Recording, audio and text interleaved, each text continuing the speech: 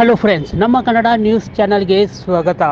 ರಾಜ್ಯದಲ್ಲಿ ಹಲವೆಡೆ ಮುಂಗಾರು ಮತ್ತೆ ಚುರುಕುಗೊಂಡಿದ್ದು, ಕೆಲವು ಜಿಲ್ಲೆಗಳಿಗೆ ಹವಾಮಾನ ಇಲಾಖೆ ಭಾರಿ ಮಳೆ ಮುನ್ನೆಚ್ಚರಿಕೆ ನೀಡಿದೆ. ರಾಜ್ಯದ ಮಲೆನಾಡು ಕರಾವಳಿ ಜಿಲ್ಲೆಗಳಲ್ಲಿ ಕೊಂಚ ತಗ್ಗಿದ್ದ ಮುಂಗಾರು ಮಳೆ ಮತ್ತೆ ಚುರುಕಾಗುವ ಲಕ್ಷಣಗಳು ಕಂಡುಬರುತ್ತಿವೆ.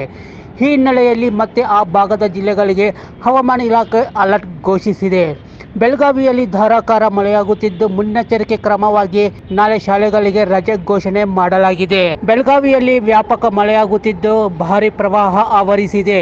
ಈ ಹಿನ್ನೆಲೆಯಲ್ಲಿ ಗೋಕಾಕ್, ಮೂಡಲಗಿ ತಾಲೂಕಿನ ಅಂಗನವಾಡಿ ಕೇಂದ್ರಗಳು ಹಾಗೂ ಪ್ರಾಥಮಿಕ ಹಾಗೂ ಪ್ರೌಢಶಾಲೆಗಳಿಗೆ ರಜೆ ನೀಡಲಾಗಿದೆ. ಉತ್ತರ ಕನ್ನಡ, ಚಿಕ್ಕಮಗಳೂರು, ಶಿವಮೊಗ್ಗ ಜಿಲ್ಲೆಗಳಿಗೆ ಮುಂದಿನ 48 ಗಂಟೆಗಳಿಗೆ ಅನ್ವಯವಾಗುವಂತೆ ಆರೆಂಜ್ ಅಲರ್ಟ್ ನೀಡಲಾಗಿದೆ.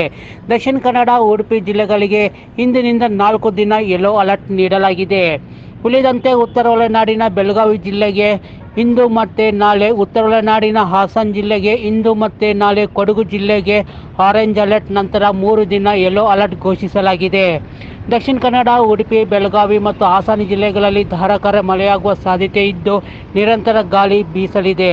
ಒಳನಾಡಿನ ಉಳಿದ ಜಿಲ್ಲೆಗಳು ಕೆಲವು ಸ್ಥಳಗಳಲ್ಲಿ ಗಾಳಿಯೊಂದಿಗೆ ಹಗುರದಿಂದ ಸಾಧಾರಣ ಮಳೆಯಾಗುವ ಸಾಧ್ಯತೆ ಇದೆ ಎಂದು ಹವಾಮಾನ ಇಲಾಖೆ ತಿಳಿಸಿದೆ. ಇನ್ನು ಬೆಂಗಳೂರು ನಗರ ಮತ್ತು ಸುತ್ತಮುತ್ತಲಿನ ಸ್ಥಳಗಳಲ್ಲಿ ಮುಂದಿನ 48 ಗಂಟೆಗಳ ಕಾಲ ಸಾಮಾನ್ಯವಾಗಿ ಮೋಡ ಕವಿದ ವಾತಾವರಣ ಇರಲಿದೆ. ಹಗುರ ಮಳೆಯಾಗುವ ಸಾಧ್ಯತೆ ಇದೆ.